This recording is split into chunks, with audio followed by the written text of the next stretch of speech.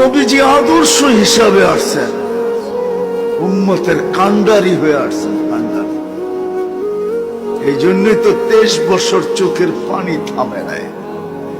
যেদিন ওহী আসছে মুদ্দাসসির, প্রথম ওহী ইকরা, দ্বিতীয় ওহী মুদ্দাসসির। ইয়া আইয়ুহাল মুদ্দাসসির কুম ফাআনদির। ওহী যখন আসছে কম্বলের বাহিরে বসে কাঁদতেছিল। খাদিজা রাদিয়াল্লাহু তাআলা আনহা আয়েশা বলতেছিলেন, দাসসারতুকু আনকাল খারিজ, আপনাকে তো কম্বলে রেখা গেলাম, বাহিরে কেন?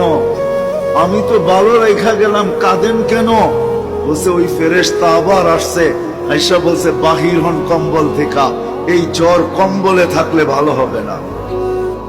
এটা কম্বলওয়ালা জ্বর না যে কম্বলে ঘুমায় থাকলে ভালো হবে, এটা কম্বলওয়ালা জ্বর না, বাহির হন।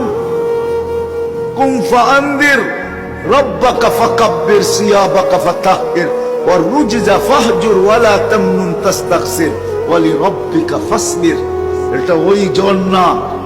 চোখে পানি নিয়ে বলতেছিল খাদিজা, মান আদু ওয়া মান ইউজিব, আমার কথায় সাড়া দিবে কে? মক্কা তো পুরাই উল্টা, কে সাড়া দিবে?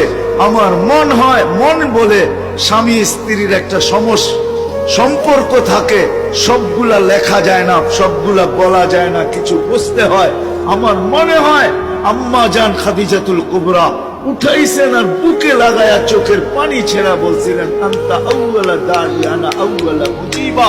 কেউ মানুক আর না মানুক, আমি মানবো, আমাকে দাওয়াত দেন, আমি মানবো। প্রথম দিন চোখে পানি, আর শেষ দিনও চোখে পানি ছিল উম্মতের জন্য।